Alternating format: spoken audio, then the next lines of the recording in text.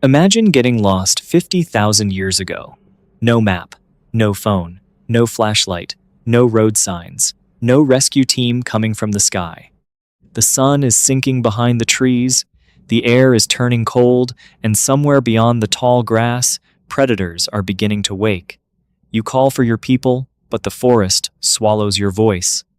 You look down and see only broken leaves, muddy ground, and fading footprints. Every direction looks the same.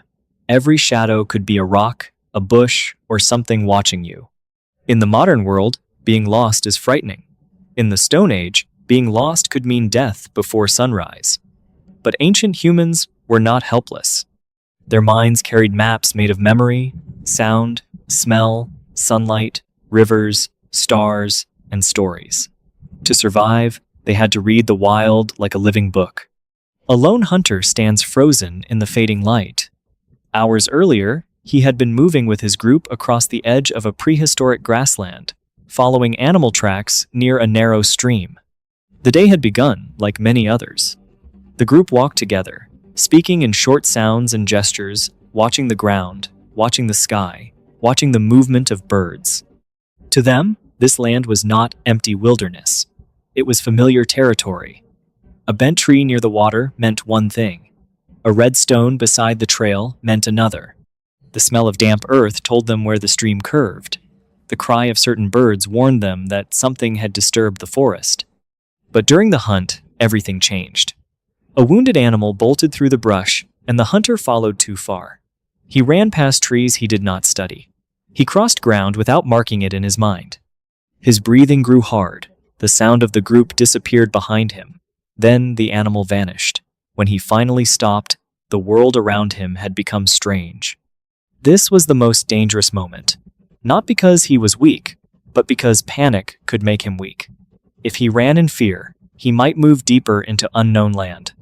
If he shouted without listening, he might miss the distant sound of his people. If he kept walking as darkness fell, he could stumble into a ravine, a predator's path, or a freezing night without shelter. So he does what an experienced ancient human would do. He stops, he crouches low, he looks at the ground, he listens, he breathes slowly. Somewhere behind him there may still be signs of his own passage. Crushed grass, broken twigs, a wet footprint, a smear of mud on stone. His first chance of survival is not speed, it is memory. The hunter lowers his hand to the earth and studies what most modern eyes would miss. A blade of grass bent in the wrong direction. A leaf turned over, showing its pale underside. A small patch of mud pressed by the edge of a human foot.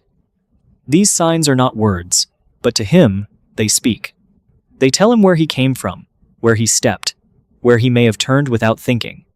Ancient humans survived because they noticed tiny changes in the world. The ground was their page.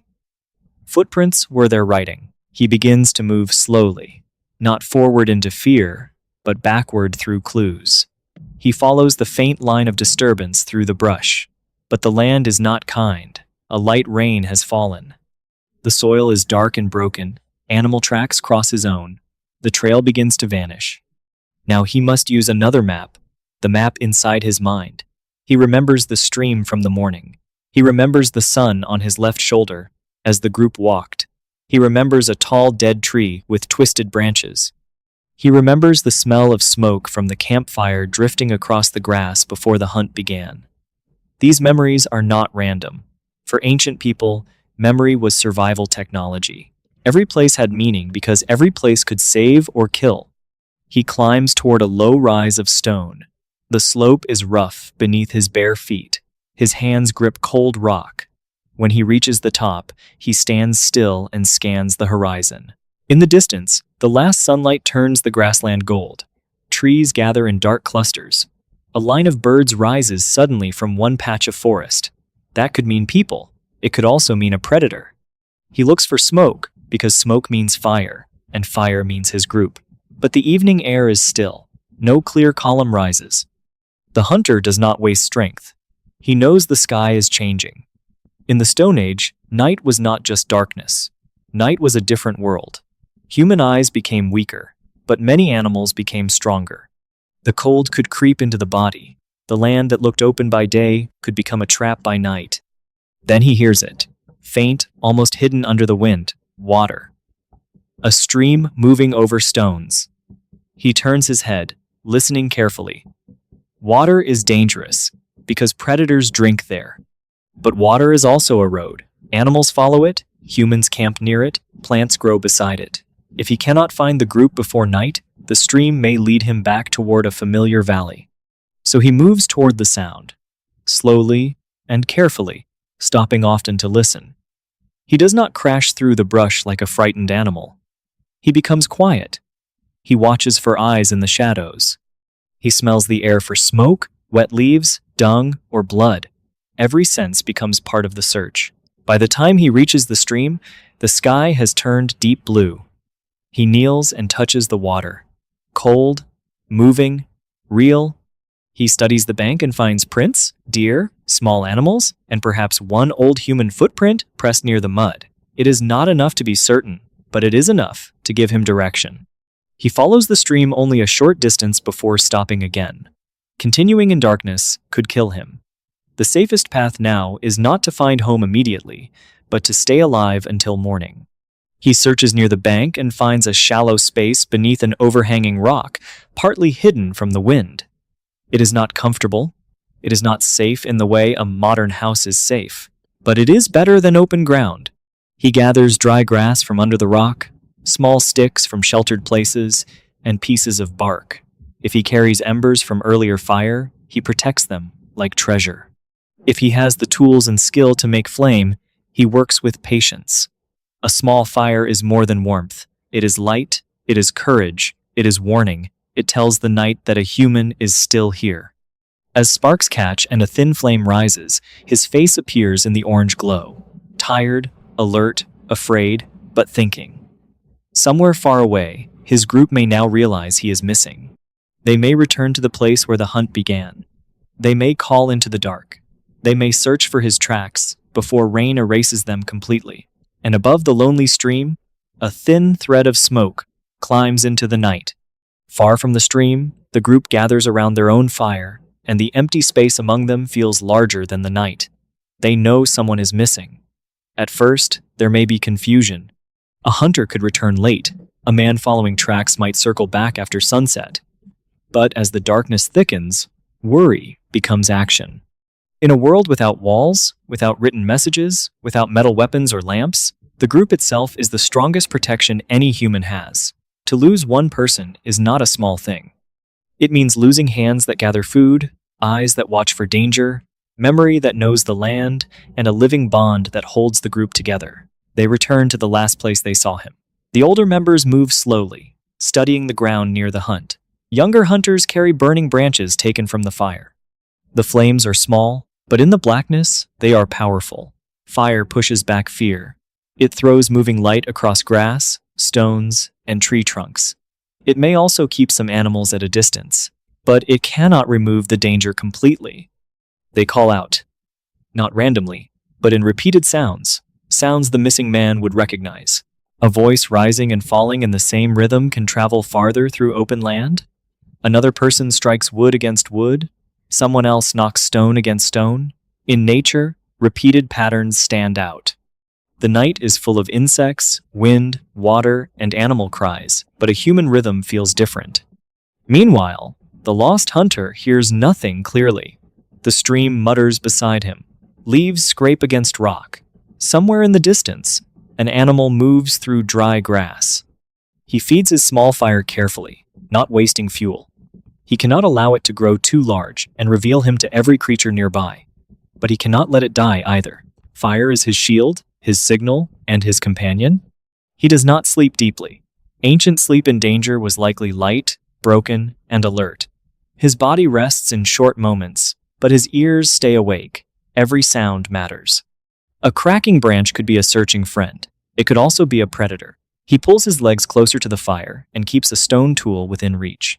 He is not the strongest creature in this landscape. He survives because he can plan.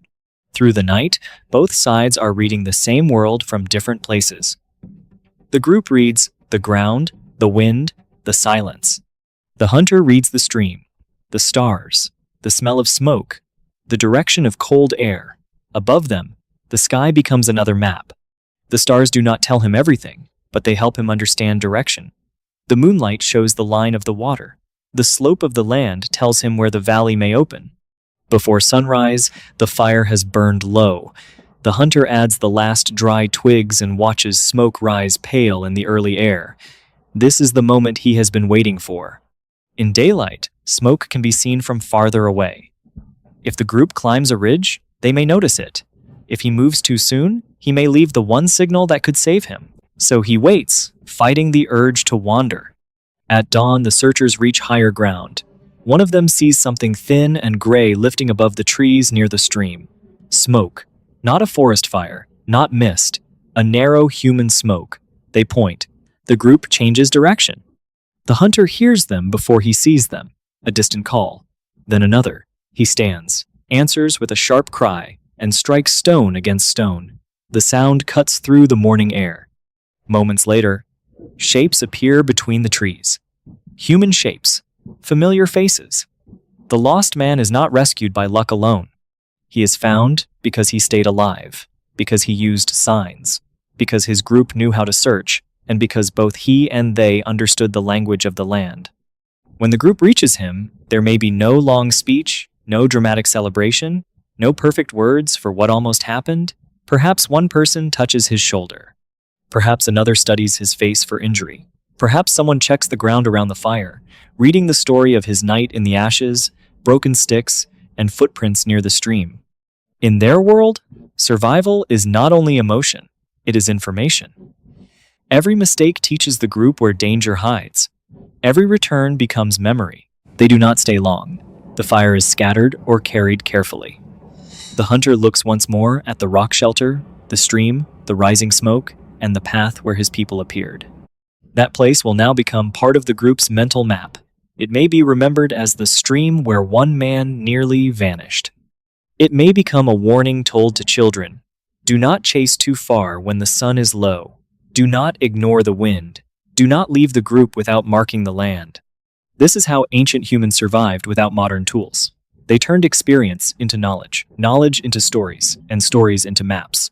A lost hunter was not just a frightening event. It became a lesson carried forward by the tribe. The next child who walked near that stream might hear the story. The next young hunter might be told to remember the dead tree, the red stone, the bend in the water, the place where smoke can be seen from the ridge. To us, the wilderness often looks random. To them, it was full of meaning. A broken branch could show direction. A flock of birds could reveal movement. A cold wind could warn of open ground. A river could lead toward life. A smell of smoke could mean home. The ancient world did not give humans many comforts, but it trained their attention with brutal honesty. Those who failed to observe did not last long. Those who learned became walking libraries of landscape, weather, animals, plants, danger, and memory.